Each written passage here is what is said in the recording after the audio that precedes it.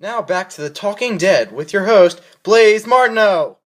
Thomas Hobbes, to the left, will be played by Brian Costabile, and John Locke, to the right, will be played by Gus Singleton. John Locke. Hello. And Thomas Hobbes. Hello. And we will be discussing the impact their lives had on modern philosophy and thinking. So, gentlemen, tell me a little bit about yourselves. I was born to a poor family on April 4th, 1588. As a young lad, I was secretary to Francis Bacon, where I developed a liking for science. I incorporated some of my scientific knowledge into my most famous work, The Leviathan, in 1651. I wrote my works in a time of political uncertainty and turmoil, and so I sought to find and explain the path to order and security. However, I have been criticized by many because my theories were too harsh and cynical. I was born in 1632, and as a young man, I was greatly influenced by the work of Thomas Hobbes. His writings greatly shaped my own philosophical views. I attended Oxford and was greatly attracted to empiricism and economics, among other things. This led me to publishing several books on various subjects that accomplished a lot of good for people of the time. I worked during times of tyrannical rule and then revolution. These things greatly influenced my beliefs on government, and my works became a rallying cry for England's glorious revolution and many other revolutions afterward. You claim to be a materialist, a nominalist, and an empiricist, correct? Could you please elaborate on what these mean? The ideas of materialism and nominalism go hand in hand. Materialism is the belief that physical matter is the only reality and that everything, including thought, feeling, mind, and will, can be explained in terms of physical matter and phenomena. Nominalism is the belief that spiritual things or other non-physical things only exist in name. The essence that I believe is only the physical world and not in the spiritual world. And Mr. Locke, what is your opinion on these philosophies? I was one of the first people to defend empiricism, the belief that knowledge can only be gained through the senses. And during my time, I believe I convinced many people of what I wrote, an essay concerning human understanding. My essay was revolutionary for the time, and it stated that because humans can only gain knowledge through their senses, they are limited in certain areas of understanding. Let us then suppose the mind to be, as we say, white paper, void of all characters, without any ideas. How come it is to be furnished? Whence come it by the vast store which the busy and boundless fancy of man has painted on, with an almost endless variety? Whence has it all the materials of reason and knowledge? To this I answer in one word, from experience. Now, you both have very different opinions on the nature of human beings. Could you please explain your stances? Although we agreed on many things, Mr. Hobbes taught that humans were innately greedy and selfish at birth.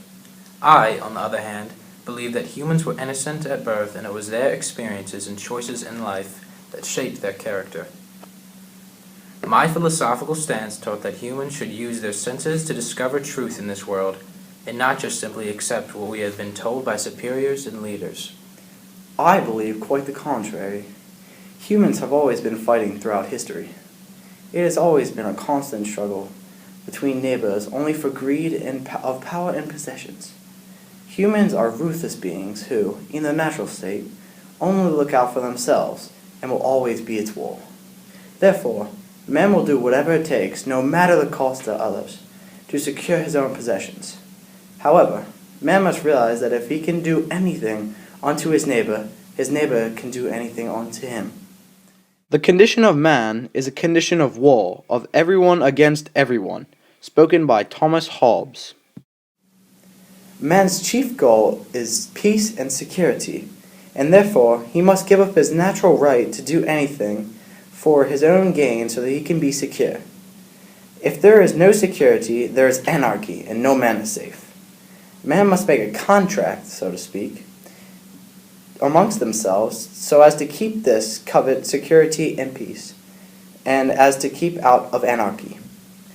The moment there is submission to this great power is the moment a civil and orderly society is born. I agree with you in that government is necessary to keep order, But I disagree that taking away freedom and rights is the solution to preventing anarchy. First, we must consider man in his natural state, where we are all equal. Each man has the right to life, liberty, and property, but I do not believe that in natural law, man can do anything to his fellow man. Man does not have the right to infringe on his neighbor's inalienable rights. However, in a natural state, man has the right to do anything to punish another man who has wronged him, even to the point of execution. However, it is no guarantee that both parties will act justly and honestly when it comes to trying and punishing. This is why unbiased judges are needed to ensure justice. There is also needed a body to make and enforce laws, and as well ensure justice among all men and to keep the well-being of the community. During the time when men live without a common power to keep them all in awe, they are in that conditions called war. In such a war, as if of every man against every man. Spoken by Thomas Hobbes. Wonderful answers. Now I can see that you are both starting to get into it.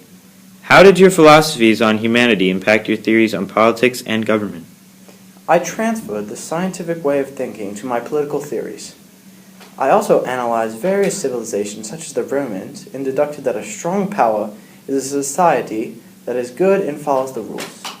As I said before, I believe that a contract among the people to appoint an absolute ruler to ensure peace and security is the best way to govern.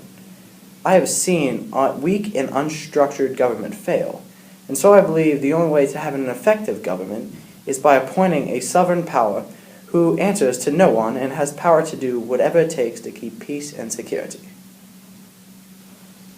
When I wrote the Second Treatise of Civil Government, I asserted that humans have three inalienable rights: life, liberty, and property, as I was talking about before. Also, similar to what Mr. Hobbes was saying, I wrote that government is a contract among the people to keep order. However, I do not believe that the government or monarch can take away all the rights of the people for the sake of the security. Ergo, he cannot have power over these three inalienable rights. Once he has attempted to take away these rights, or has acted above the law, he has broken the civil society and has become a tyrant. The end of law is not to abolish or restrain, but to preserve and enlarge freedom. For in all the states of created beings capable of law, where there is no law, there is no freedom. Spoken by John Locke. That's very interesting. Do you think we could hear a little bit more about that? I sponsor the use of a representative body, such as Parliament, to keep rulers in check so that they do not gain too much power, that they are corrupted and start to become tyrants. However, if a king or other monarch has complete power, without any check, and is acting as a tyrant, then the people have the right to overthrow him and bring about temporary anarchy in an attempt to restore the state. As my work has shown, as a whole, and I am an advocate of an unobtrusive government whose job is not to control the lives of the people. I express this in many ways, including one of my better-known works, A Letter Concerning Toleration, in which I was one of the first to call for a separation of church and state. I respect your political opinion, but if the ruler does not have a strong hold on his people, they will break loose. The king should make and enforce the law onto the people with strict punishments if the lines are crossed. You, sir, are a nitwit. Well, I believe that everything you said today has been utter rubbish, and you're a fool. You, sir, do not... Hey, whoa, boy, hey. Dr. John Locke may have been created his equal, but in the state of nature, Thomas Hobbes was brutish, thus the fight was short.